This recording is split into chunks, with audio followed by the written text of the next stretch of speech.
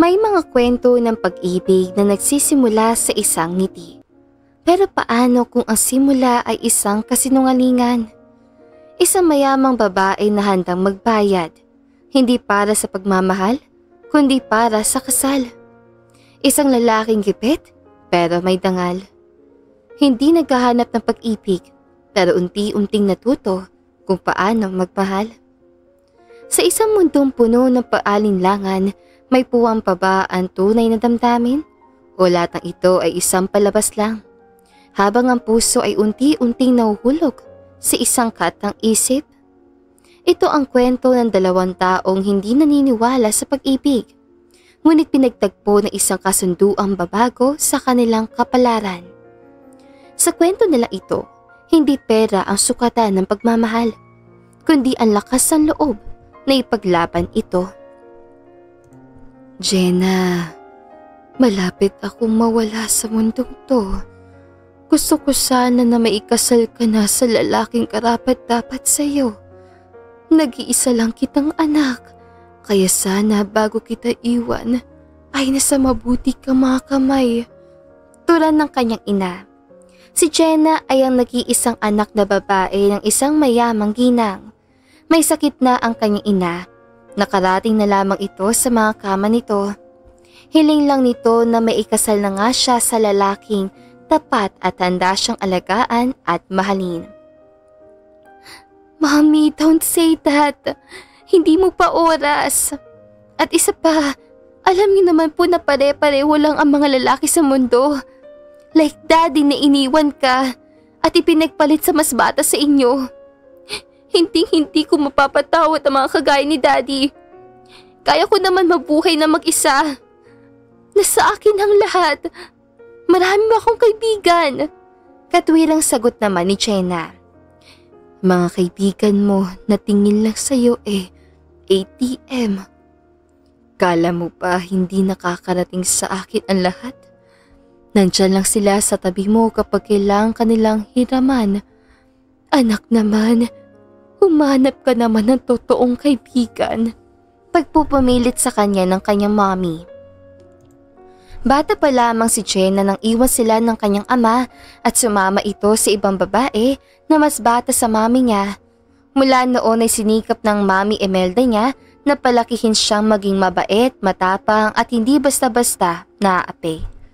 Dahil sa katandaan na rin ng kanyang mami ay inilipat na kay Jenna ang lahat ng ari-arian at maging ang kumpanyang pinapatakbo nito. Nanatili na lamang ito sa kanilang bahay kasama ng mga kasambahay nila. Ilang lalaki na rin ang ipinakilala ng kanyang mami Imelda sa kanya, ngunit sadyang hindi siya handa para dito. Ganun pa man ang hiling ng kanyang mami ay maabutan pa siyang maikasal sa lalaki minamahal nito. Bagay na hindi niya matiis na sa ina.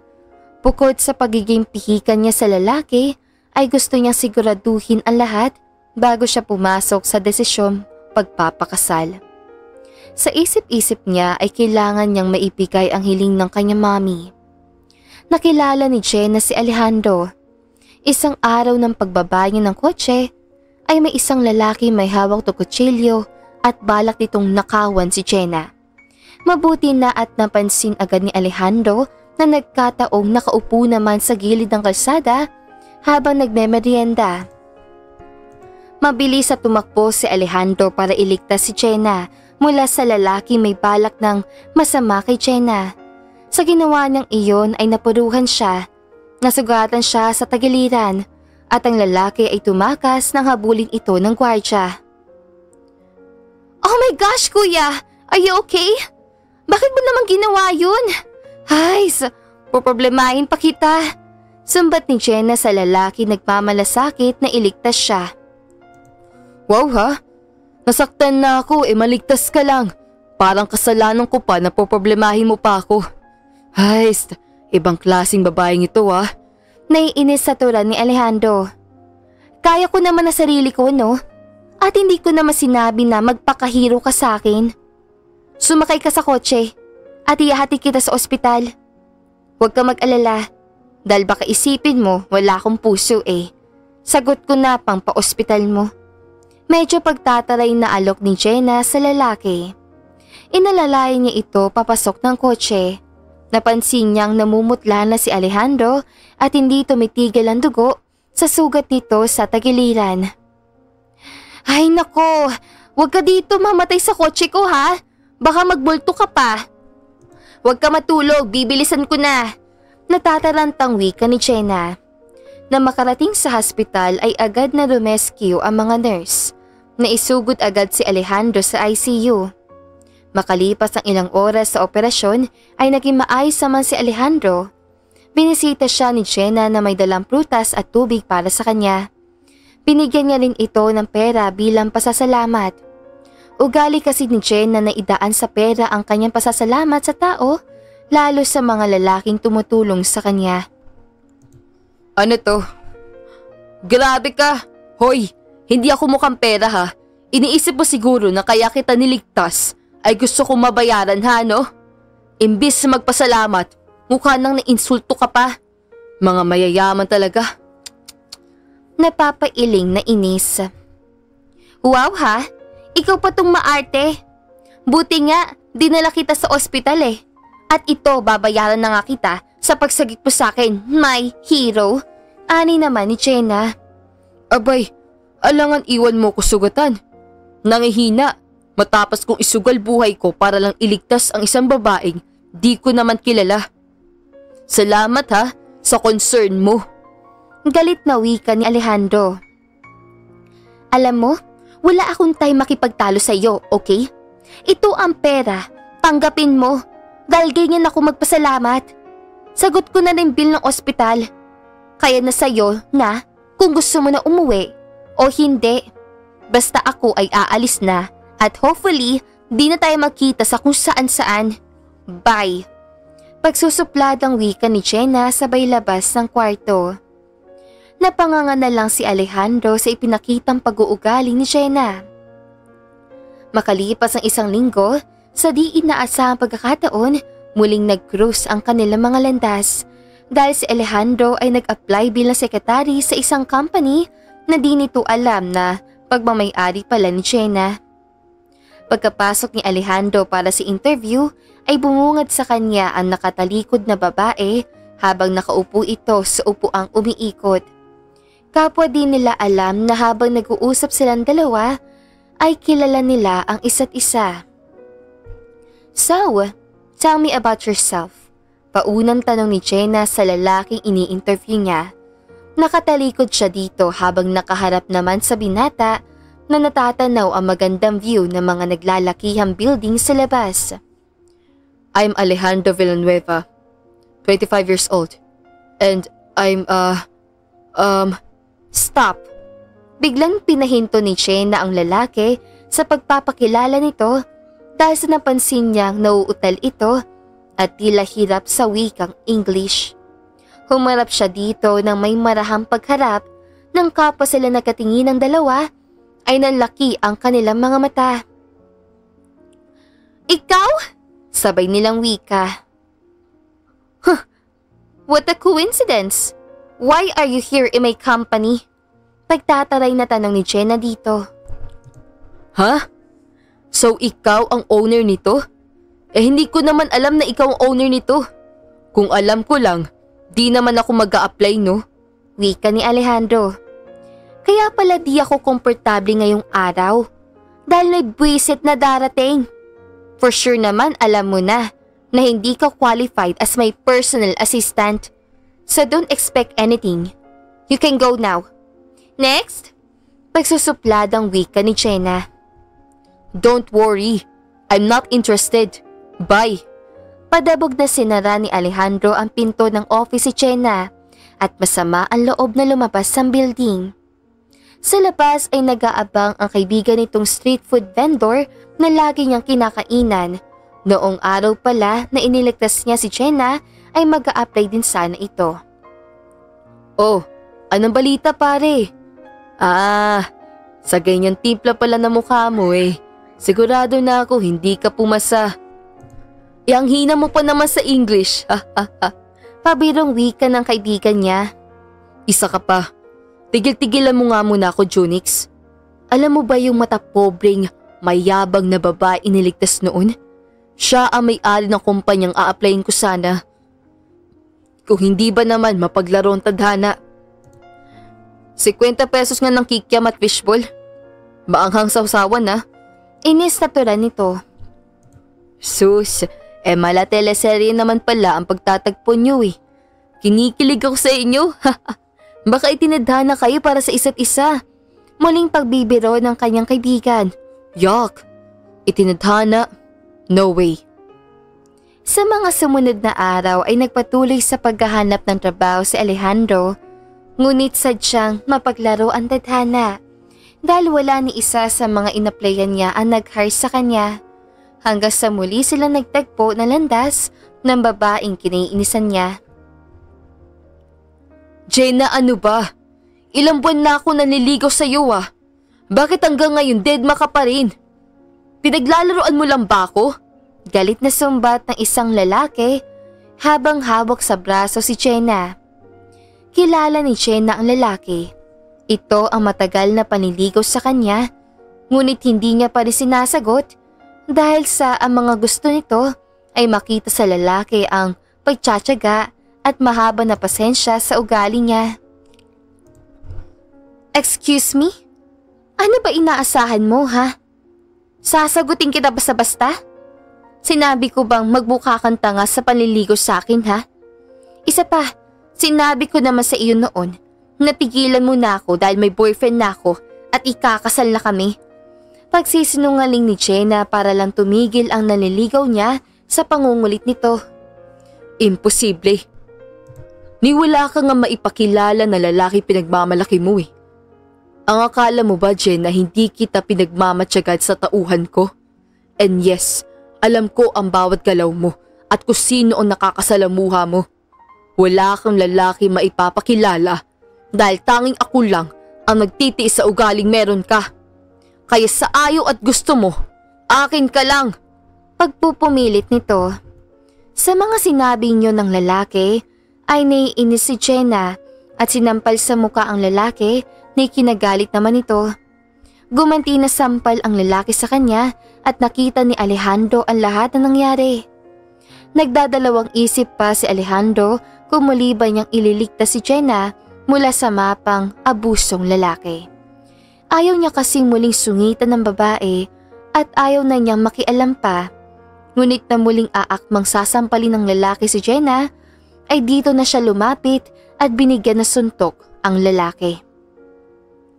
Ayos ka lang ba? Tanong ni Alejandro kay Jenna na nabigla naman sa hindi inaasahang pagdating niya. Sino ka ba para makialam sa amin ha? Hoy Jenna, ito ba ang lalaki pinagmamalaki mo ha? Dahil kung ito lang din naman na mukhang pipitsugi na ipapakilala mo, abay wala kang taste sa lalaki. Maganda ka nga at mayaman, pero tanga ka naman pumili. Oh, ano to? Ito ba yung lalaki na yun? Pangiinsulto na tanong ng lalaki. Oo, siya nga. Siya ang boyfriend ko at soon to be my husband. So what? Di hamak na mas gwapo siya sa'yo kung tutuusin. At isa pa, di ako tangang babae. Dahil kung tanga ako, sinagot sana kita. Pero no, asa ka pa. Tara na nga babe, huwag mo nang patulan ang walang kwetang lalaki niyan. Pagyayabang ni Jenna. Hinawakan niya sa braso si Alejandro at sumandal sa balikat nito na parang totoong magkasintahan sila. Para lang mapaniwala at mainis nito ang abusadong lalaki. Na makalayo sila sa lalaki ay kapwa-inis silang dalawa na naghiwalay. Hoy, ano bang kalokohan ng mga pinagsasabi mo doon sa moko na yun ha? Kailan mo ko naging boyfriend? At kailan kita niligawan ha? Ni kahit ka presensya mo ayaw ko maramdaman eh. Pagmamaldito ng lalaki. Hoy lalaki, sinabi ko lang yun dahil wala akong ibang maisip na dahilan at isa pa, wala rin naman akong interesado sa iyo no? Masungit niyang turan. Isang araw ay nagmamadaling nagpunta si Jenna sa ospital dahil kinailangang isugod sa ospital ang kanyang mami Imelda. Pagkarating ay gumaan ang kalooban niya nang makitang nasamaay sa kalagayan ang kondisyon nito. Iha, kailan mo ba ipapakilala sa akin ang lalaki minamahal mo? Seryosong tanong sa kanya nito. Naisip ni Jenna na kung magpapatuloy siya na tumanggi sa gusto ng kanyang mami ay baka pagsisihan niya rin sa huli. Kaya naman isang paraan ang kanyang naisip. Ito ay bayaran si Alejandro upang ipakilala niya sa kanyang mami bilang kasintahan at magpakasal dito. Ano ka mo? Nahihibang ka na ba? Hoy, kapwa hindi natin gustong isa't isa, kaya paano mo naisip ang ganyan mga bagay? Gusto mo magpakilala ko sa mami mo bilang kasintahan mo? At magpakasal sa'yo kahit kapalit ng malaking halaga? Nasisiraan ka na nga ata. Desperado ka ba mag-iisawa mo ko? O totoong may pagtingin ka na talaga sa akin? Wika ni Alejandro. Ang dami mo sinasabi. FYI lang ha. Babayaran kita pero walang tayo. Magpapanggap ka lang ganun lang. 10 milyon. Sapat na ba yon? Pang-aalok ni Jenna kay Alejandro. 10 milyon ba ka mo? Teka, malaking halaga yan ah. Talaga magsasayang ka ng pera para lang lokohin ng mami mo? Ibang klase ka rin pala talaga eh. Tingin mo pala talaga sa akin eh, mukhang pera.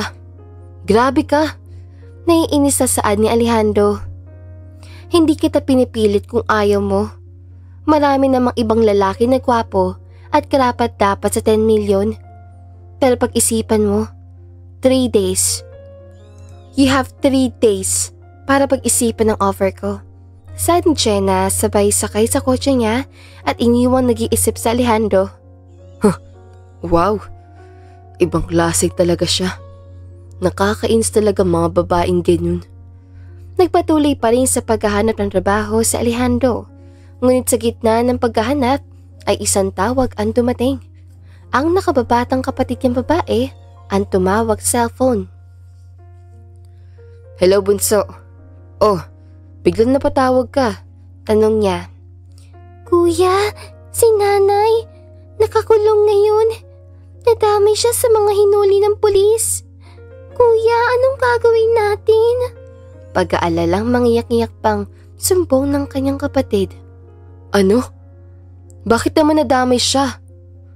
Bumalik na naman ba siya sa pagsusugal? Naiinis na natatalantang tanong niya dito. Oo kuya eh, hindi niya sinasabi sa'yo. Lagi na naman siyang nagsusugal. Sige, pupunta ako dyan. Ay, pasaway talaga mga babae ngayon. Naiinis na ibinaba ni Alejandro ang tawag. Nagmadali siyang tumawag ng tricycle at nagpahatid sa presinto. Dito nga ay naabutan niya ang kapatid niyang babae habang kausap sa selda ang kanilang ina. Mama naman, ano na namang kalokohan tong ginagawa niyo? Problemado na nga ako saan kukuha na pambayad sa bill ni Papa sa ospital. Tapos ito, kayo, dumagdag pa. Grabing buhay ito oh. Paano kita iaalis dyan ngayon?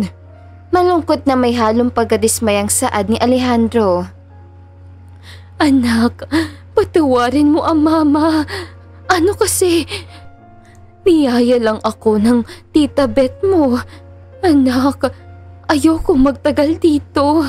Pakiusap, gumawa ka naman ng paraan oh. Naiiyak na pakiusap ng kanyang mama.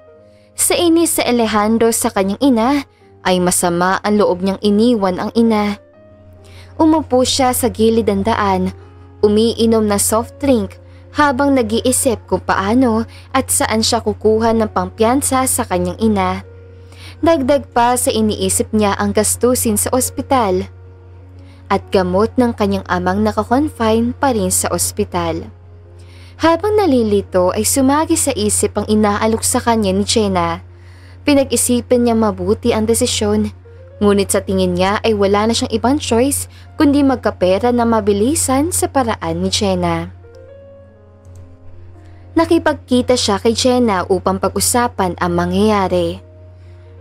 So, you mean pumapayag ka? Tanong ni Jenna. Oo nga, pero walang label.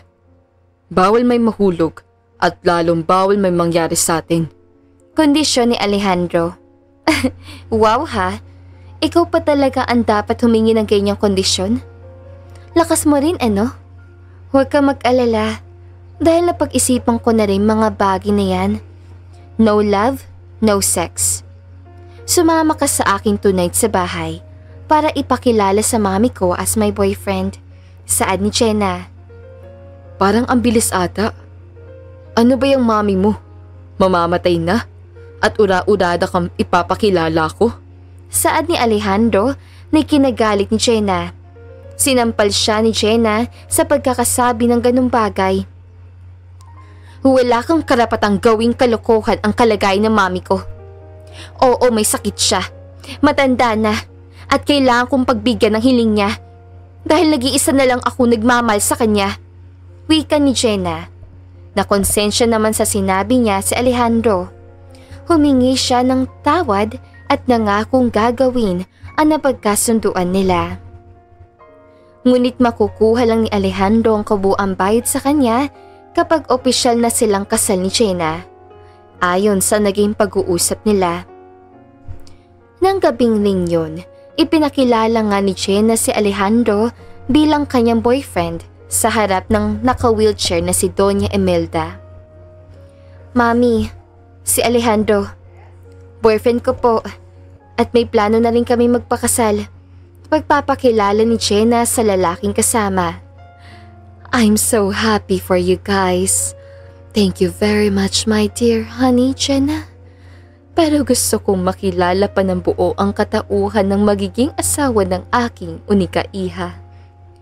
Iho, maaari ka bang dumito muna ng ilang araw para samahan ako para naman magkaroon tayo ng oras sa magkakilala?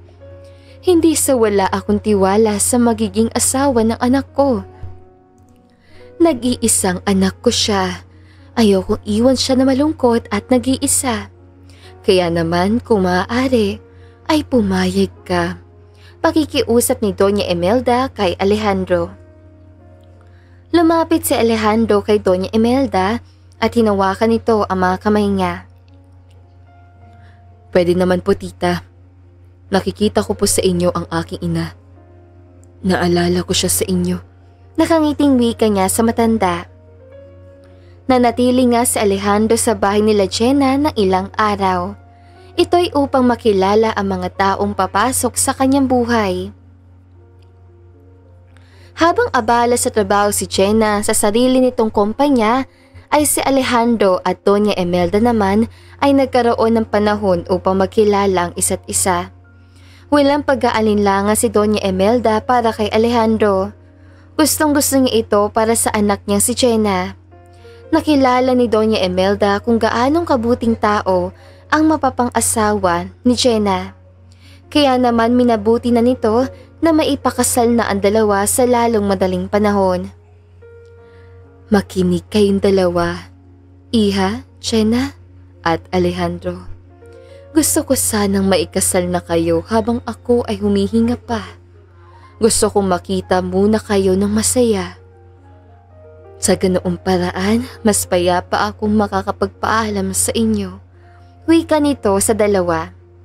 Wala na ngang nagawa pa ang dalawa dahil ito talaga ang napag-usapan nila. Dumating ang araw ng kasal, marami ang nagpunta. Kasama ang pamilya ni Alejandro. Nakalayo na kasi ang kanyang ina dahil sa pera ni Jenna na ipinangako nito kay Alejandro. Mama, ang ganda naman po na magiging asawa ni Kuya. Baka mayaman din po. Hangang-hanga na wika ng kapatid na babae ni Alejandro. Oo nga anak eh. Ang galing talagang pumili ng babae ng kuya mo, ano? Teka, lalapitan ko yung magiging balai ko na magkakilala naman kami nito. Saad naman ng mama ni Alejandro. Lumapit nga ito sa nakaupong si Doña Imelda at dito ay nagpakilala siya. Hello pala ako yung mama ng lalaking pinakasalan ng anak mo. Oo Maraming salamat sa pagtanggap niyo sa aking anak, ha? Nahihiya na wika nito. Ano ka ba, Balae? Ako nga dapat magpasalamat dahil napakabuti ni Alejandro. Mapapanatag ang kalooban ko bago ko iwan si Jenna. Sana din, Balae, ay maging mabuting pangalawang magulang ka ng aking anak. Saad ni Doña Imelda. Di mo na kailangang pagsabihan ng Balae. Mabait ako sa anak ko. Kung paano ako naging mabuting ina sa kanila, ay ganun din ako sa mapapang-asawa ng mga anak ko. Nakangiting saad ng mama ni Alejandro. Lumipas ang ilang araw pagkatapos ang kasal nila Alejandro at Jenna. Tuluyan nga nagpaalam si Doña Imelda dahil sa lumalalang sakit nito. Tumira ang dalawa sa naiwang bahay ni Doña Imelda para kay Jenna. Ngunit ang kanilang pagsisimula bilang mag-asawa ay isang malaking kalokohan para sa kanilang dalawa. Ito ang kabuuang bayad. Since patay na ang mama, pwede ka nang umuwi sa inyo. Pero huwag kang mag-alala dahil sa mata ng marami, asawa pa rin kita. Kaya naman, bibigyan kita ng karapatan na pumunta dito at mamalagi. Ngunit huwag kang umasa na may mangyayari sa atin dahil asawa lang kita sa papel. Masungit na wika ni Jenna. Ibang klase. Alam mo bang panloloko itong ginagawa mo sa mami mo? Oo, naging usapan natin ito. Pero hindi ko akalain na darating tayo sa ganitong sitwasyon. Hindi ako mukhang pera. Ayoko tanggapin ang pera mo sa sandaling panahon na nakilala ko ang mama mo. Naramdaman ko ang kabutihang nais niya para sa iyo. Ayokong lokohin ng mami mo. Dismayadong sumbat ni Alejandro kay Jenna. Iniwan ni Alejandro sa bahay nila si Jenna para umuwi sa ina nito at kapatid. Ilang araw na hindi ito nagparamdam kay Jenna. Ganon din naman si Jenna na itinoon ng oras sa pag-aasikaso ng kumpanya. Ngunit sa mga araw na lumipas na hindi sila nakikita at nagkakausap, namimiss nila ang isa't isa. Kapwa sila ay palihim na may gusto na rin sa isa't isa. Anak, Alejandro, ayos ka lang ba? Mukhang ang lungkot-lungkot mo. Namimiss mo ni siya. Tama ba ako? Bakit kasi hindi na lang kayo mag-usap ng maayos, anak? Alam mo, nanay mo ako. Alam ko ang nararamdaman mo. Mahal mo ang asawa mo. Tama ba ako? Tanong ng mama niya. Opo, mama. Mahal ko na nga siya. Pero ang kasal namin, dalawa ay isa lang malaking kasinungalingan. Ayoko naman na ipilit ang sarili ko sa kanya. Ako lang ang may gusto. Malungkot na mangiyak-ngiyak na niyakap ni Alejandro ang mama niya. Samantalang si Jenna ay nagtungo sa puntod ng kanyang mami Imelda upang humingi ng tawad sa pagsisinungaling nito. Dito ay nagtapat din siya ng kanyang nararamdaman. Mami, miss ko na po kita. Mami, patawarin mo po ako kung nagawa akong magsinungaling sa inyo. Ginawa ko lang yun dahil ayaw kong iwan niyo kung malungkot. Mami, mahal ko na po si Alejandro. Pero natatakot ako na baka maging katulad lang siya ni Daddy na iniwan tayo at sumama sa ibang pamilya. Ayaw kong maulit ang ganoong bangungot, Mami. Kung kasama lang kita ngayon, alam mo kung ano ang mabuti para sa akin. Naiiyak na sumbong niya sa harap ng puntod ng Mami Imelda niya. Nang gabing malakas ang ulan, mag-isa sa kwarto niya si Jenna, umiiyak habang hawak ang larawan ng mami niya. Isang ingay mula sa labas ang nakaagaw ng kanyang atensyon. Si Alejandro, lasing itong nagsisigaw na kausapin siya ni Jenna. Nais ng aminin ni Alejandro ang nararamdaman para kay Jenna at kung ano sa tingin niyang sagot ni Jenna ay tatanggapin niya ng buo. Ma'am Jenna, si Sir Alejandro po na sa labas. Basang-basa ng ulan, nag-aalalang sumbong ng kanilang kasambahay. Papasukin mo. Ipaghanda mo ng kape at bagong susuoting damit. Utos naman ni Jenna. Agad niyang pinagbuksan ng bahay si Alejandro. Pagkapasok sa bahay ay sinalubong siya ni Jenna ng nakataas ang kilay. Anong ginagawa mo rito? Ang akala ko ba aalis ka na? Iiwan mo na ako? Naiiyak na sumbat ni Jenna. Jenna, hindi na ako magpapaligoy-ligoy pa. Mahal na kita, Jenna. Totoo ang nararamdaman ko para sa'yo. Jenna, sana bigyan mo ko ng pagkakataon na patunayan na sarili ko sa'yo. Jenna, pakiusap. Hayaan mo muna akong mahalin ka. Naiiyak na pag-amin naman ni Alejandro. Mahal mo na rin ako. Alam mo bang mahal din kita? Pero natatakot lang ako na baka maging pareho lang kay ni Daddy. Naiwan din ako at sasama sa ibang babae kapag napagsawaan mo na ako. Ani ni Jenna. Hindi ko gagawin yun, Jenna. Halika nga dito. Hindi naman lahat ng lalaki ay pare-pareho. Iba ako. Alam ko kung mabuti o masama. Magtiwala ka lang sa akin, Jenna. Saad naman ni Alejandro habang yakap-yakap si Jenna. Nang lumakas pa ang ulan at sumabay pa ng malakas sa kidlat, ay napayakap na mahigpit si Jenna sa bisig ni Alejandro. Ang mga kasambahay naman nila ay iniwan silang dalawa sa sala na kinikilig pang pumasok sa kani-kanilang tulugan. Pinagsaluhan ni Jenna at Alejandro ang malamig na gabi. Nangyari din sa wakas ang first honeymoon nilang dalawa. Naging maayos na ang kanilang pagsasama bilang mag-asawa. Nagbakasyon sila kasama ang kapatid at ina ni Alejandro sa Italy upang doon ganapin ang kaarawan ni Jenna. At second honeymoon nilang dalawa. Lumipas ang ilang taon ng kanilang pagsasama. Ipinagdiwang nila ang binyag ng kanilang first baby girl. Ipinangalan pa nilang mag-asawa dito ang pangalan ni Doña Imelda. Mahal, ipinapangako ko sa inyo ni Baby Imelda. Magiging mabuting asawa at ama ako sa inyong dalawa.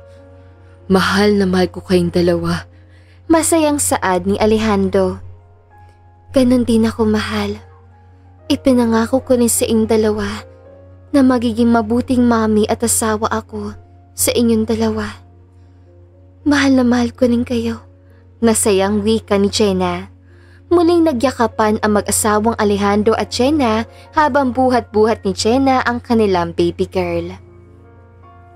Ang tunay na pagmamahal ay hindi dapat ginagawang kalokohan. Huwag papasok sa isang relasyon kung walang nararamdaman upang hindi makasakit. Pinatunayan ni Jenna at Alejandro ang kanilang wagas sa pagmamahalan sa ating kwento. Nawa ay may mapulot na magandang aral ang ating mga tagapakinig. At dito na nga lang po nagtatapos ang magandang istoryang ito. Maraming salamat mga kakwentuhan! Huwag niyong kalimutan mag-like at subscribe at pindutin na rin ang notification bell para lagi kayong updated sa ating kwentuhan. Hanggang sa muli, paalam!